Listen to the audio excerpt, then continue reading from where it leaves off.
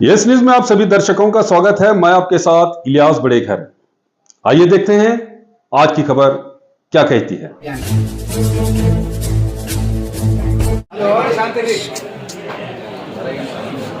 Sir ಇಲ್ಲಿ ಕೊಡ್ತೀವಿ sir ನಾನು ಹತ್ರ ಅವ್ರಿಗೆ ಇಲ್ಲೇ ಇದ್ದೀನಿ ಸರ್ ಜಾಸ್ತಿ ಸೌಂಡ್ ಜಾಸ್ತಿ ಮಾತಾಡ್ತಾರೆ ಮಾತಾಡು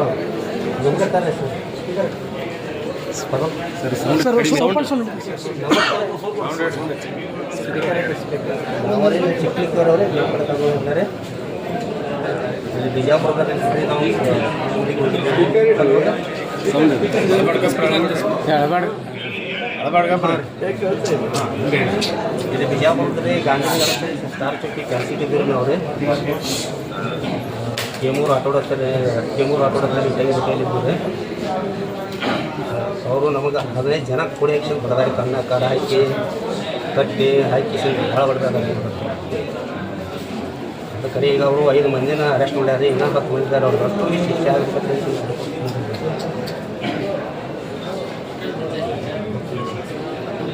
ಹಲೋ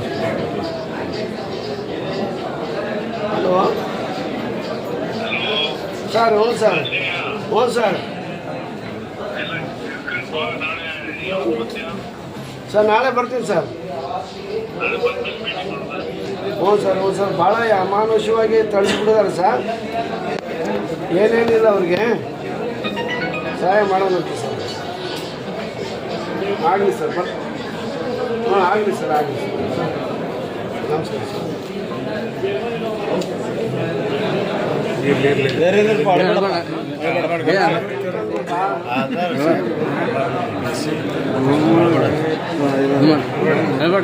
ಯಾರು ಮಾತಾಡಿದ್ದು ಯಾರ ಹತ್ರ?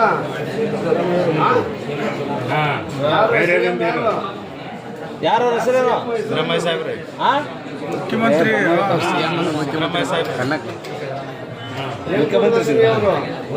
ಏನು ಕೊಟ್ಟಿದ್ದಾರೆ ನಿಮಗೆ ಮೆಣಸಿಗೆ? ಮತ್ತು ಅಷ್ಟೆಲ್ಲ ಬಂದ್ಮೇಲೆ ಯಾಕೆ ಹಳ್ಳಿ ಬಿಟ್ಕೊಂಡ್ರೆ? ಹೇಳ್ಬೇಡ್ರಿ.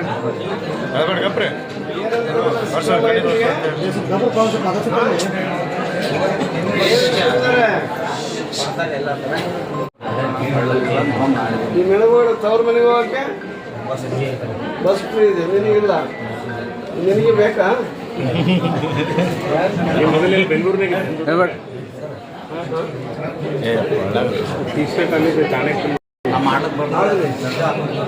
ಕರ್ನಾಟಕ ಚರಿತ್ರೆಯಲ್ಲಿಯೇ ನಡೆಯಲಾರದಂಥ ಒಂದು ಕ್ರೌರ್ಯವಾದಂತಹ ಅಟ್ಟಹಾಸವನ್ನು ಮೆರೆದಿರ್ತಕ್ಕಂಥ ಇಟಿಗೆ ಭಟ್ಟಿಯ ಮಾಲೀಕನ ಕೃತ್ಯವನ್ನು ನಾನು ಟಿ ವಿಯಲ್ಲಿ ನೋಡಿ ತುಂಬ ನೊಂದ್ಕೊಂಡು ಹಲ್ಲೆಗೊಳಗಾಗಿರ್ತಕ್ಕಂತಹ ಗಾಯಾಳುಗಳನ್ನು ಮತ್ತು ಆ ಕಾರ್ಮಿಕರನ್ನ ಭೇಟಿ ಮಾಡಿ ಇವತ್ತು ಮಾತಾಡಿದ್ದೀವಿ. ಅದರ ಜೊತೆಗೆ ನಿನ್ನೆ ದಿನ ನಾವು ಇಲ್ಲಿನ ಉಸ್ತುವಾರಿ ಸಚಿವರು ಎಂ ಬಿ ಪಾಟೀಲ್ ಸಾಹೇಬರು ಕೂಡ ಹೋಗಿ ಒಂದು ಸ್ವಲ್ಪ ಧೈರ್ಯ ತುಂಬಿ ಅಂತ ಹೇಳಿದರು. ಮುಖ್ಯಮಂತ್ರಿಗಳು ಕೂಡ ಹೋಗಿ ಬನ್ನಿ ಅಂತಂದು ಹೇಳಿದ್ರಿಂದ ಅವರಿಬ್ಬರ ಒಂದು ನಿರ್ದೇಶನದ ಮೇರೆಗೆ ನಾನು ಇಲ್ಲಿ ಬಂದಿದ್ದೀನಿ. ಈಗ ನಾನು ಕಾರ್ಮಿಕರನ್ನೆಲ್ಲರನ್ನೂ ಕೂಡ ಕೇಳಿದೆ. 3 ದಿನಗಳ ಕಾಲ ಸತತವಾಗಿ ಅವ್ರನ್ನ ಥಳಿಸಿದ್ದಾರೆ. ಆ ಥಳಿಸಿಬಿಟ್ಟು ಅವರೇ ವಿಡಿಯೋ ಮಾಡಿ ತಮ್ಮ ಸ್ಟೇಟಸ್ನಲ್ಲಿ ಹಾಕಿದ್ದಾರೆ. ಅವರು ಬಂಧು ಬಳಗದವ್ರಿಗೆ ಕಳಿಸಿದ್ದಾರೆ. ವಿಪರೀತ ಹಿಂಸೆ ಆಗಿದೆ. ಇಲ್ಲಿನ ಡಾಕ್ಟ್ರುಗಳು ಅವರಿಗೆ ಚಿಕಿತ್ಸೆ ಕೊಡುವಲ್ಲಿ ಭಾಳ ಸಹಕಾರ ಮಾಡಿದ್ದಾರೆ. ಜಿಲ್ಲಾಡಳಿತನೂ ಕೂಡ ತಕ್ಷಣವೇ ಪೊಲೀಸ್ ವರಿಷ್ಠಾಧಿಕಾರಿಗಳು ಅಪರಾಧಿಗಳನ್ನು ಬಂಧಿಸುವಲ್ಲಿ ಕೂಡ ಯಶಸ್ವಿಯಾಗಿದ್ದಾರೆ. ಆ ಸರ್ಕಾರದಿಂದ ಮತ್ತು ಪೊಲೀಸ್ ಇಲಾಖೆಯಿಂದ ನ್ಯಾಯ ದೊರೆತಿದೆ. ಆದರೆ ಆ ಅಪರಾಧಿಗಳಿಗೇನಿದೆಯಲ್ಲ ಸರಿಯಾದ ಶಿಕ್ಷೆ ಆಗಬೇಕು. ಸರಿಯಾದ ಸೆಕ್ಷನ್ಗಳನ್ನು ಕಾಲಮ್ಗಳನ್ನು ಹಾಕಿಬಿಟ್ಟು ಅವ್ರಿಗೆ ಗಲ್ಲು ಶಿಕ್ಷೆ ಅಥವಾ ಜೀವಾವಧಿ ಶಿಕ್ಷೆ ಆಗಬೇಕು. ಈ ರೀತಿ ನಾಳೆ ಈ ಒಂದು ಕೃತ್ಯವನ್ನು ಎಸಗಿರ್ತಕ್ಕಂಥ ದೃಶ್ಯದ ನೋಡಿ ಮತ್ತು ಇನ್ನೊಬ್ಬನ ಯಾವನಾದರೂ ಅನುಕರಣೆ ಮಾಡಬಾರ್ದು. ಇದು ಅನುಕರಣೆ ಮಾಡೋಕ್ಕೆ ಹೋದರೆ ಅಥವಾ ಈ ರೀತಿ ಚಿತ್ರಹಿಂಸೆ ಕೊಟ್ಟರೆ, ಈ ರೀತಿ ಸಿಗಾಕಿಕೊಂಡ್ರೆ ಏನೆಲ್ಲ ಶಿಕ್ಷೆ ಆಗುತ್ತೆ ಅನ್ನೋದನ್ನು ಇಲ್ಲಿಗೆ ಇಂಥ ಶಿಕ್ಷೆಯನ್ನು ಕಠಿಣವಾದಂಥ ಶಿಕ್ಷೆ ಅವ್ರಿಗಾಗಿ ಮುಂದೆ ಆಗ್ಬೋದಂಥ ಕಠಿಣ ಶಿಕ್ಷೆಗಳಿಗೆ ಇತಿಶ್ರೀ ಆಡ್ತಕ್ಕಂಥ ಕಾರ್ಯವನ್ನು ಈ ಜಿಲ್ಲಾಡಳಿತ ಮಾಡ್ತಿದೆ ಎಂಬ ನಂಬಿಕೆ ನನಗಿದೆ. ಈಗ ಸಿ ಎಂ ಅವರು ಅವರು ನೊಂದ ಕಾರ್ಮಿಕರ ಜೊತೆಗೆ ಮಾತಾಡಿದ್ದಾರೆ, ಫೋನ್ನಲ್ಲೇ ಮಾತಾಡಿಸಿದ್ದೀನಿ. ಅವರು ಏನು ಹೆದರಬೇಡ್ರಿ, ನಿಮಗೇನು ಬೇಕೋ ಎಲ್ಲ ಸಹಾಯ ಸಹಕಾರ ಮಾಡೋಣ ಅಂತಂದೇಳಿ ಯಾರು ನಿಮ್ಮನ್ನು ಹಲ್ಲೆ ಮಾಡಿದಾರೋ ಅವರಿಗೆ ಸರಿಯಾದ ಶಿಕ್ಷೆ ಇಲಾಖೆ ತೆಗೆದುಕೊಳ್ತದೆ ಅಂತಕ್ಕಂಥ ಭರವಸೆಯ ಮಾತುಗಳನ್ನು ಅವ್ರಿಗೆ ಹೇಳಿ ಧೈರ್ಯ ತುಂಬಿದ್ದಾರೆ ಮುಖ್ಯಮಂತ್ರಿಗಳು. ನಾವು ಕೂಡ ಇವತ್ತು ಬೇರೆದಾರ್ ಅವರು, ನಮ್ಮ ಜಿಲ್ಲಾ ಕಾಂಗ್ರೆಸ್ ಅಧ್ಯಕ್ಷರು ಮಂಜುನಾಥ್ರವರು, ನಮ್ಮ ಇತರೆ DSS ಲೀಡರ್ಗಳು ಎಲ್ಲರೂ ಕೂಡ ನಮ್ಮ ಸಮುದಾಯದ ಎಲ್ಲ ಲೀಡರ್ಗಳು ಕೂಡ ಬಂದು ಇವತ್ತು ಅವ್ರನ್ನ ನೋಡಿ ಧೈರ್ಯ ತುಂಬಿದ್ದೀವಿ. ಅದರಿಂದ ಧೃತಿಗೆಡೋದು ಬೇಡ, ಧೈರ್ಯವಾಗಿ ಬರಲಿ. ಪೂರ್ಣ ಗುಣಮುಖರಾದಮೇಲೆ ಅವರಿಗೆ ಅವರ ಹಳ್ಳಿಗಳಲ್ಲಿ ಏನಾದರೂ ಮಾಡಿ ಅವರಿಗೆ ನಮ್ಮ ಇವು ನಿಗಮಗಳಿದ್ದಾವೆ, ಆದಿಜಾಂಬ ಅಭಿವೃದ್ಧಿ ನಿಗಮ, ಅಂಬೇಡ್ಕರ್ ಅಭಿವೃದ್ಧಿ ನಿಗಮ, ಆ ನಿಗಮಗಳಿಂದ ಭೂ ರೈತರಿಗೆ ಭೂಮಿ ಕೊಡಿಸುವಂಥ ಒಂದು ಭೂ ಒಡೆತನ ಯೋಜನೆ ಇದೆ. ಆ ಯೋಜನೆಯಲ್ಲಿ ಭೂಮಿ ಕೊಡಿಸ್ಬೇಕು ಮತ್ತು ಅವ್ರಿಗೆ ಬೋರ್ವೆಲ್ ಕೊಡಿಸ್ಕೊಡ್ಬೇಕು, ಏನಾದರೂ ಇತರ ಸವಲತ್ತು, ಮನೆ ಇಲ್ಲದ್ರೆ ಮನೇನ ಕೊಡಿಸ್ತಕ್ಕಂಥ ಸವಲತ್ತನ್ನು ಕೊಡಬೇಕು ಅಂತಂದೇಳಿ ನಾನು ಇವ್ರ ಪರವಾಗಿ ಮಾನ್ಯ ಮುಖ್ಯಮಂತ್ರಿಗಳಿಗೆ ಮನವಿ ಮಾಡಿ ಅದನ್ನು ಮಂಜೂರು ಮಾಡಿಸುವಂಥ ಪ್ರಯತ್ನವನ್ನು ನಾನು ಮಾಡ್ತೀನಿ. ಮತ್ತು ಇಲ್ಲಿನ ಜಿಲ್ಲಾ ಮಂತ್ರಿಗಳಾದಂಥ ಶ್ರೀಮಾನ್ MB ಪಾಟೀಲ್ರವರ ಸಹಕಾರ ಕೂಡ ಪಡಿತೀನಿ.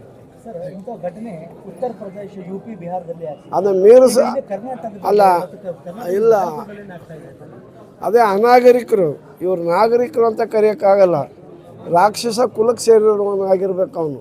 ಈ ಕೆಲಸ ಮಾಡ್ತಕ್ಕಂಥ ಮನುಷ್ಯನಾದನ್ನು ಮಾಡ್ತಕ್ಕಂಥದ್ದಲ್ಲ ಇದು. ಇವನು ಯಾವುದೋ ಒಂದು ಇದಕ್ಕೆ ಸೇರಿರ್ತಕ್ಕಂಥವ್ನು ಮಾಡಿದ್ದಾನೆ. ಅದನ್ನ ತೀವ್ರವಾಗಿ ಖಂಡಿಸ್ತಾ ಇದ್ದೀವಿ. ಇಡೀ ಎಲ್ಲ ಕಡೆಗೂ ಕೂಡ ಇದು ನಾಗರಿಕ ಸಮಾಜ ತಲೆ ತಗ್ಗಿಸುವಂಥ ಕೃತ್ಯ ಇದೆ. ಊಟ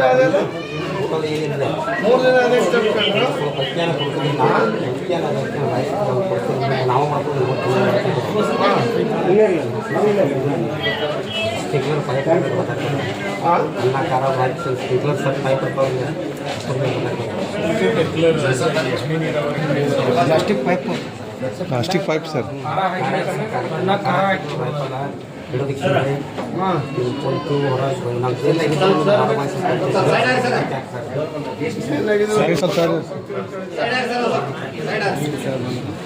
ಕಾಲು ಸರಿ ಹೋಯ್ತು ಈಗ.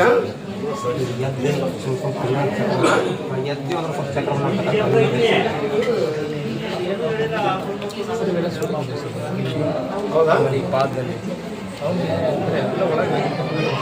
ರಕ್ತ ಎಲ್ಲ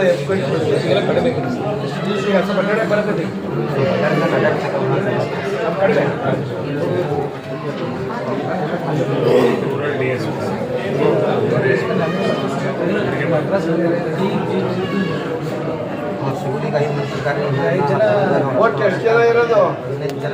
15 ಜನನಾ? 15 ಜನ ಸರ್. ಅವ್ರ ಹೆಸರುಗಳು ಏನಾದ್ರು ಗೊತ್ತಿದಾವ? 5 ಜನ ಸೇರಿ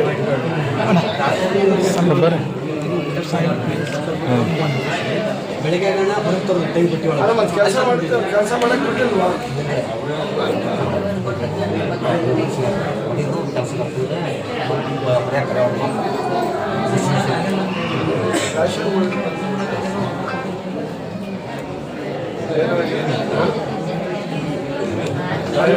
ಜಮೀನು ಇಲ್ವಾ ನಿಮಗೆ?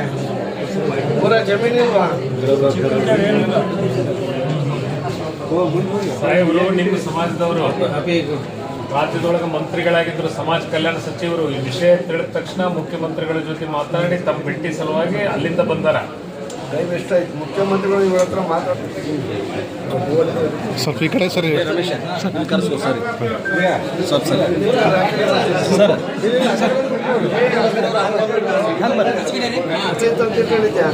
ಬರ್ತಾನೆ ಇರಲಿಲ್ಲ ಅವ್ರಿಗೆ. ಅವ್ರ ಪಾಡಿಗೆ ಹೋಗಿದ್ರು. ಅವಾಗ ಏನೂ ಇರಲಿಲ್ಲ. ವಾಸ್ ಕೂಡ ಬಿಟ್ಕೊಳ್ತಿದ್ದಿಲ್ಲ. ನೀರು ಕೂಡ ಕುಡಿಯಕ್ಕೆ ಬಿಡ್ತಿರ್ಲಿಲ್ಲ. ನೀರು ಕುಡಿಯಕ್ಕೆ ಬಿಡ್ತಾರೆ, ಓಡಾಡಕ್ಕೆ ಬಿಡ್ತಾರೆ. ಸ್ಕೂಲ ಮೊದಲೇ ಬೆಂಚಿನಲ್ಲೇ ಕುದಿಸ್ತಾರೆ.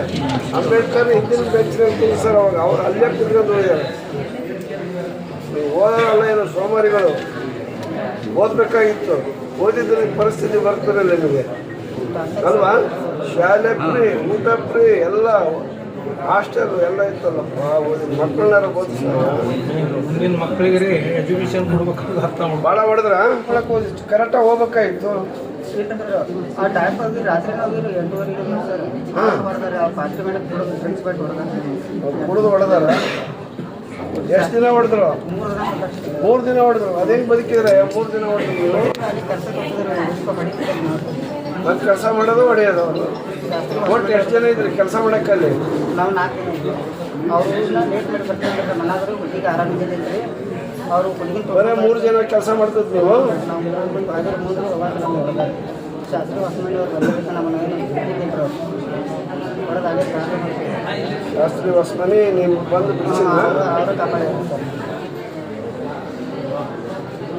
ನೀವು ಮುಂದೆ ಏನು ಮಾಡ್ಬೇಕಂತ ಇದ್ದೀರಿ? ಹಾಂ? ಶಿಕ್ಷೆ ಆಗಬೇಕು ಸರ್. ಇನ್ನೊಂದು ಮುಂದೆ ಯಾರಿಗೆ ಆಗಬೇಕು ನಮ್ಮ ಅಲ್ಲೋ ಕೆಲಸ ಏನಾಗ್ತದೆ ಸರ್? ಈಗ ಗಡ ಮಾಡ್ಬೋದಾಯ್ತು ನಾವು ಇರೋ ತಾಯಿ ಏನು ಇರ್ತದೆ ಗಡ ಮಾಡ್ಬೋದು. ಮದುವೆ ಆಗಿಲ್ಲ ನೀವು? ಯಾಕೆ ಮದುವೆ ಮಾಡಿಲ್ಲ? ಎಷ್ಟು ವಯಸ್ಸು? 27 ಸರ್. ಈಗ ಅಲ್ಲಿ ಊರಿಗೆ ಹೋಗ್ತೀರಾ? ಎಲ್ಲಿ ಹೋಗ್ತೀರಿ ಈಗ ನೀವು? ನಮ್ಮ ಊರು ಆಗುತ್ತೆ ಸರ್. ಮತ್ತು ಆರಾಮ ಅದೆಲ್ಲ ತೋರಿಸ್ಕೊಂಡು ಹೋಗುತ್ತೆ. ಹಂಗೆ ನೋಡೋಣ ಅಲ್ಲಿ ನಿಮಗೆಲ್ಲ ಜಮೀನು ಇದ್ರೆ ಕೊಡ್ಸೋಣ. ನೋಡೋಣ ಏನು ಸಾಧ್ಯನಾ? ಹಾಂ ಹಾಂ ಹಾಂ ಅಲ್ಲಿ MLA ಬರ್ತಾರೆ, ಅವ್ರಿಗೆ ಹೇಳಿದ್ದೇವೆ ಯಾರು ಜಮೀನು ಕೊಡ್ಸೋರು ಇದೆ ಅಂದರೆ ನಮಗೆ ಸರ್ಕಾರದಿಂದ ಜಮೀನು ಕೊಡಿಸೋ ಒಂದು ಸವಲತ್ತಿದೆ, ಅದು ಏನಾದ್ರು ಸಾಧ್ಯವಾದ್ರೆ ಮಾಡಿಸೋಣ. ಮನೆಗೇನೆ ಇದೆಯಾ? ಜಮೀನಿಲ್ವಾ?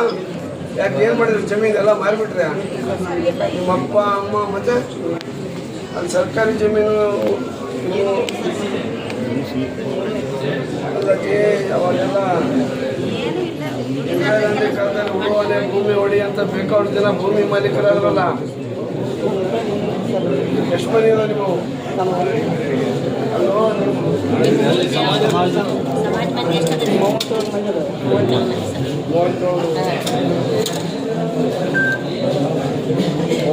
ಜಮೀನಿಲ್ಲ. 1000 ಇದ್ದಂಗೆ ತೆಗೆದ್ರೆ 600. ಎಷ್ಟು ತೆಗಿತಿದ್ದೆ ನೀನು?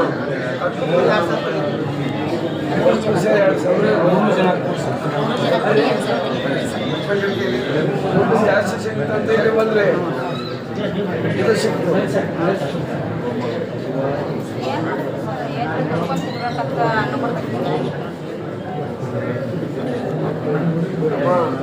ಬೆಂಗಳೂರಿಗೆ ಹೋದರೆ ಗಾಡಿ ಕೆಲಸ 3000 ರೂಪಾಯಿ ಕೊಡ್ತಾರೆ. ಅಲ್ಲಿ ಹೋಗ್ಬೇಕಲ್ಲ, ಇದು ಕೂಲಿ ಮಾಡೋನಿಗೆ 1000 ರೂಪಾಯಿ ಬೆಂಗಳೂರಲ್ಲಿ.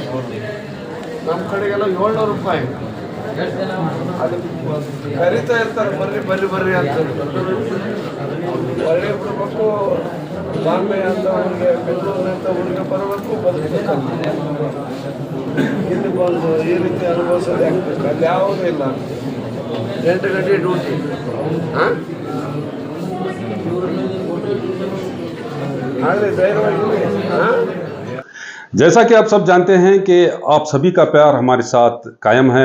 इसी तरह से हमारे इस चैनल को प्यार करते रहिए और हमारी सारी खबरों को लाइक, शेयर और सब्सक्राइब करना ना भूलिए। हमारा यही मकसद है कि आपको हर खबर जो है, जैसा है वैसा ही आपको हम दिखाते रहेंगे, ना किसी का पक्ष लेंगे, ना किसी के विरोध में जाएंगे। हमारे कदम सच के साथ।